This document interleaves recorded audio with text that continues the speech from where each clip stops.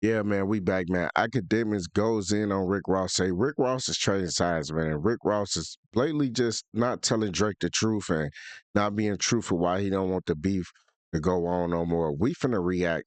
Academics not giving Rick Ross a pass, I don't think. Let's see what's being said. Let's see who lying. And let's just react to this, man. Let me get all this speed right. We finna get right into it. All right, we're gonna react to this. So let me say this to y'all, and we'll kind of kick it off by doing this. All right. First of all, shout out to my sister Nadeska.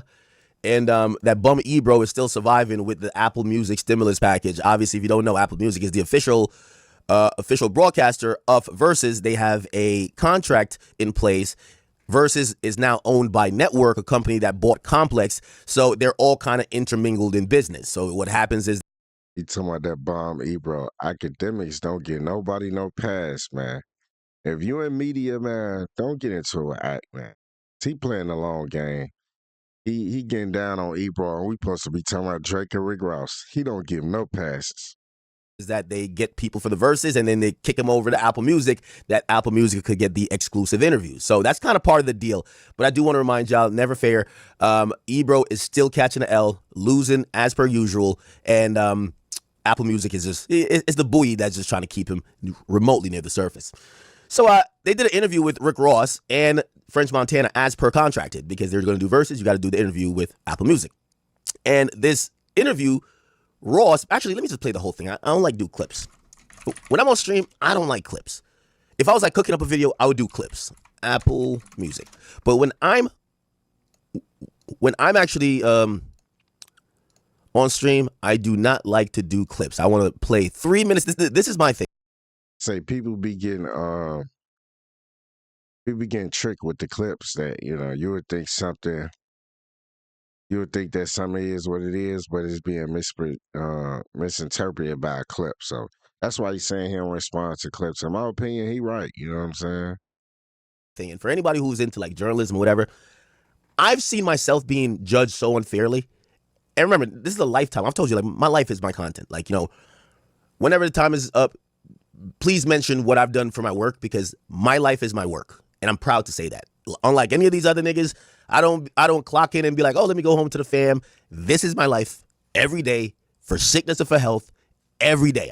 When I'm old and withered up, they're gonna have to grab the mic out of my hand. Pause. That was a crazy thing, but that's how I look at things, right? Pause, act, pause, act, pause. What are you talking about, man? Man, somebody gonna have to grab the mic out of his hand. Chill out, act, man. Anyway, I've learned over time, I hate when people play clips. Clips are usually the most salacious. It's meant to go viral. So when I'm on stream, I give everybody the benefit of the doubt that I wish they gave me. When I see a popular clip and I'm on stream, and this is for y'all content creators, I go to the original content, right? I play about 2 minutes before, and I try to play 2 minutes after. That usually adds context, because sometimes somebody might be in the middle of a thought and they say something that's clippable. Everybody runs with the clips, and everybody crucifies, or they call this person whatever off of the clip without realizing there was some context there. So I do it for everybody, and I'm about to do it for obviously Rick Ross and French Montana, but I'm doing it on our Ebro show. Let's see. I'm gonna search transcript. Where does it say? All right, here. Like trying to get him benefit of the doubt, man. That's because he finna go in. He want to make sure. Okay, let's make sure it is what it is before we. Okay, perfect. Here it is.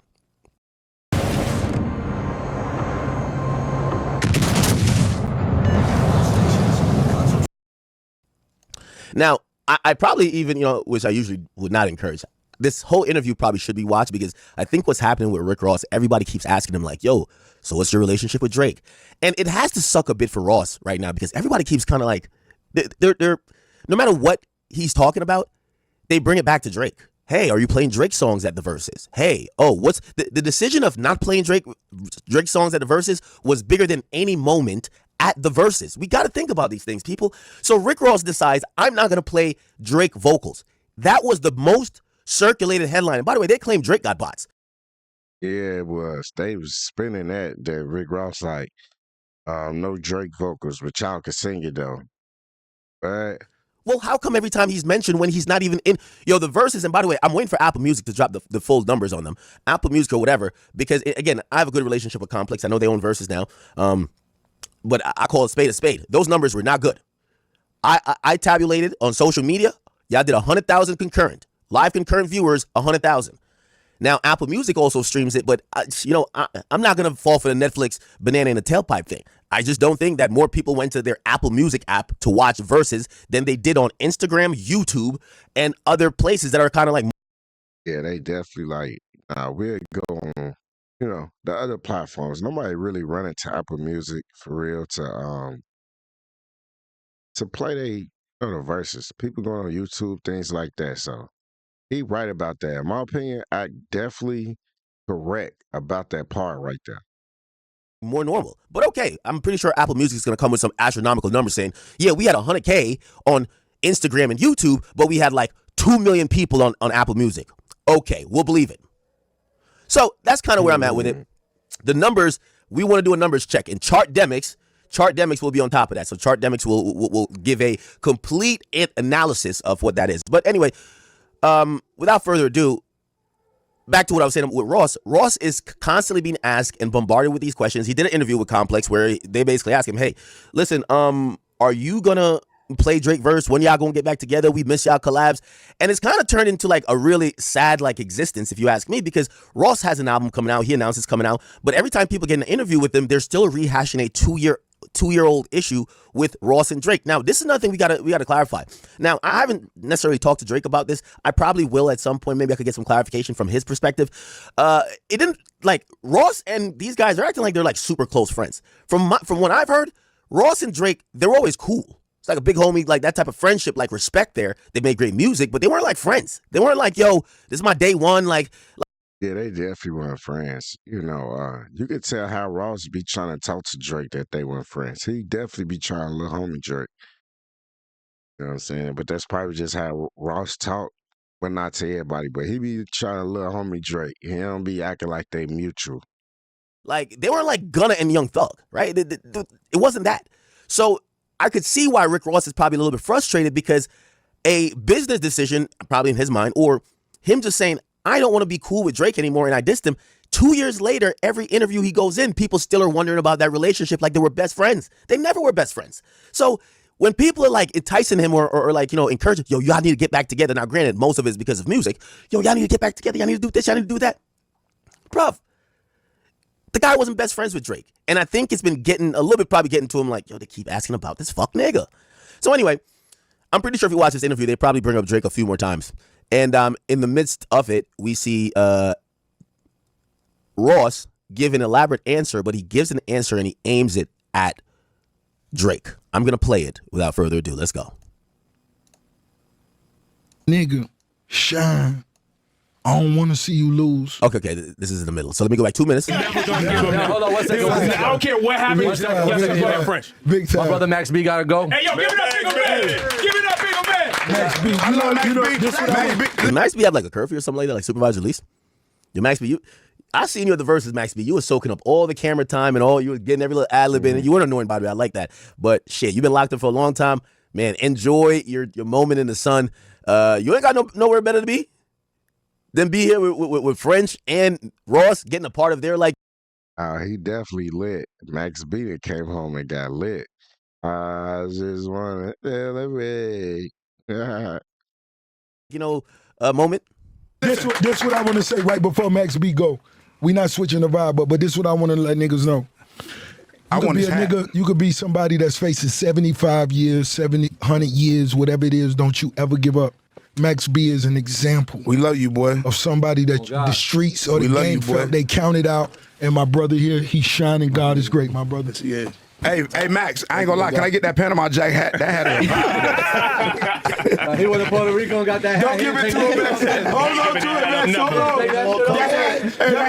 That bitch famous. He getting ready for summertime New York City with that joint. Okay, again, I'm just playing this just to give some context. I think that is Karen Civil in the back with that beanie on, that little orange beanie, huh?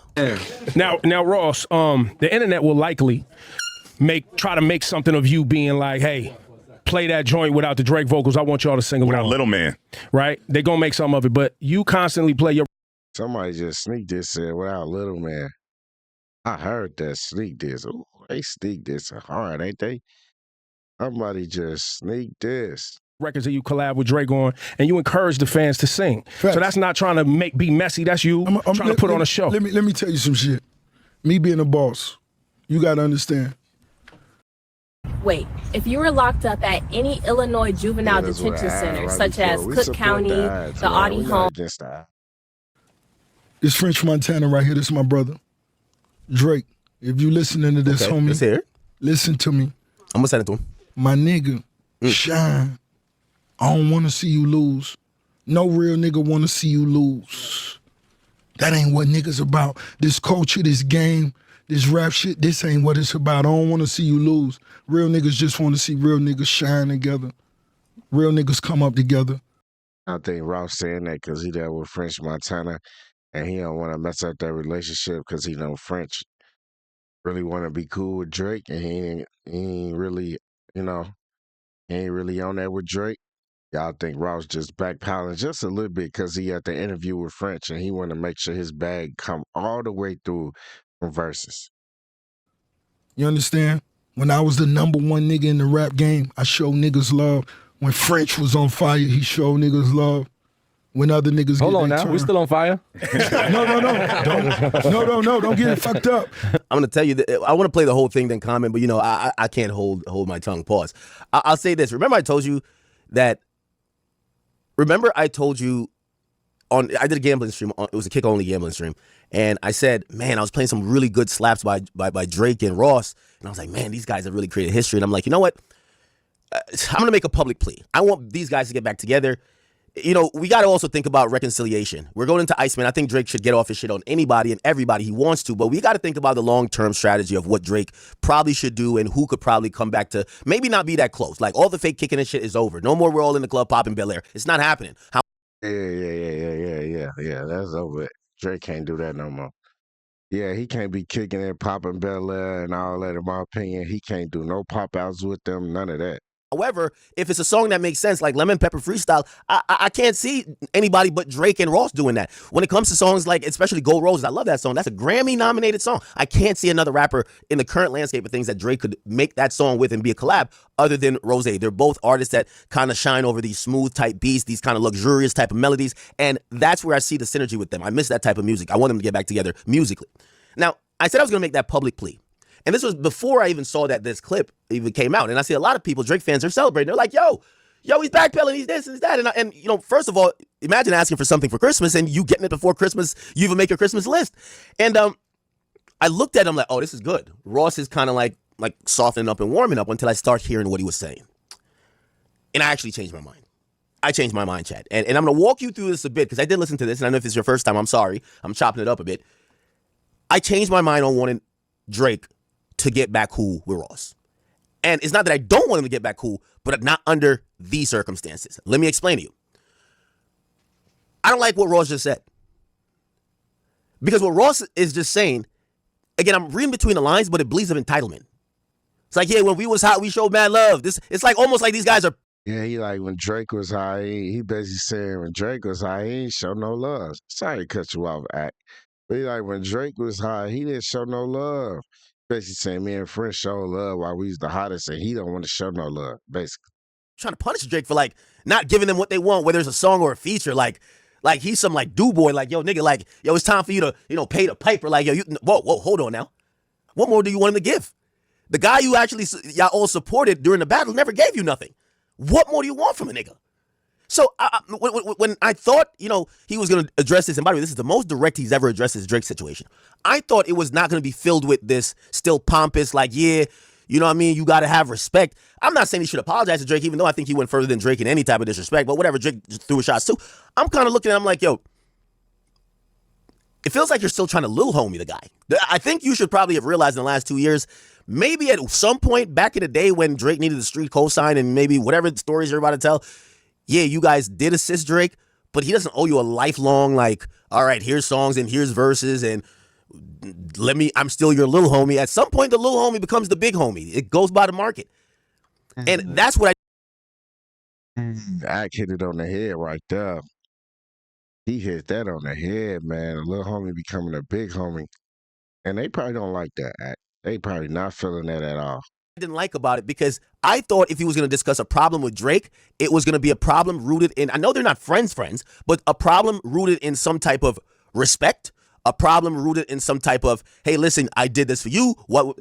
This just feels like the guys who may have fell off the wagon looking at the guy who's still on the wagon saying, yo, bro, why you not helping us out? That's not what hip hop is. But I could be listening to this wrong, and everybody know I love Ross, but tell me how else could I interpret what he's saying when he says hip hop has always been about when we were hot, we showed love. It's almost insinuating that Drake has been hot and on top of the world for definitely for a decade, but approaching 2 decades.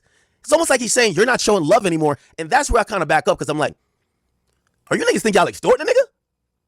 What's going on? Anyway, check this out. Didn't we say y'all think y'all extorting? Was they definitely is act. They pushing up on that, boy. They trying to extort Drake, boy. They wanted that song bad, boy. They like, we'll let you back in, but we gonna try to little homie you in interviews and all this and talk down and When French was on fire, he showed niggas. Let's go back to it. Real niggas just want to see real niggas shine together. Okay. Real niggas come up together. You understand? Now, this also sounds, I know I'm pausing a lot here. And thank you for the donation I'm about to read in a second. This also sounds like, you ever have some old friends who every time they talk about you, they'd be like, yo, y'all don't know what happened to that nigga, man. Like, you look around him, all he got is new niggas around him.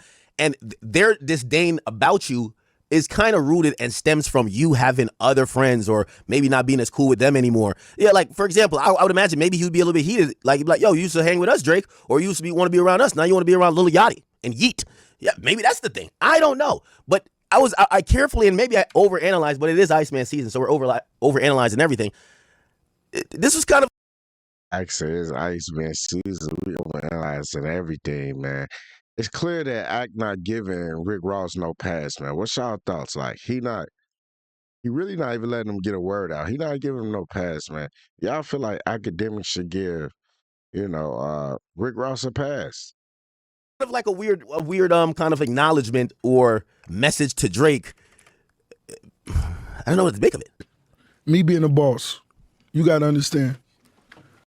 Imagine being able to build an app with your name on it, just by thinking about it. Meet Base 44. This French Montana right here, this is my brother. Drake, if you listening to this, homie, listen to me.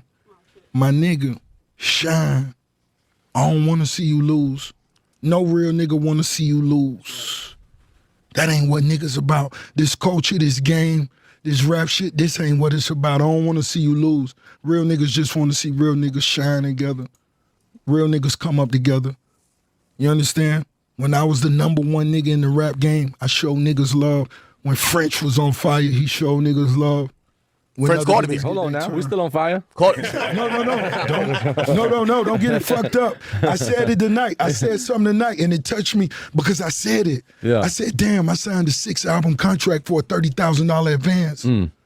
I flew in on a $50 million jet. We never complained. We never cried. Never. We hustled our way out of any situation we was in. 1,000,000%. You understand? 1,000,000%. Nigga don't hate on no nigga. And when I said that on stage, my nigga, I let DJ Nasty call that shit out. Whatever we gonna do, DJ Nasty, you let me know. Okay, we doing Nasty Mark minus the Drake vocals. And when I said that, my nigga, wherever homie at, look, Montana still fuck with you on 1,000. Yeah, shout out to Drake. Listen to me. It's all love. Montana done came to me and nigga, we done had conversations, nigga. Listen, we ain't on no I'm not on no disrespectful shit. Montana. It was right around here I realized, I said, maybe I was wrong. I don't think Drake needs to be cool with these guys. And it's right there. I hit it on the head. He don't want Drake cool with them. What's y'all thoughts on that? Let me know in the comments. We gonna be back, man. I got more time on that video. Y'all go check it out. But he ain't for that Rick Ross Drake link up no time soon, man. Let me know y'all thoughts.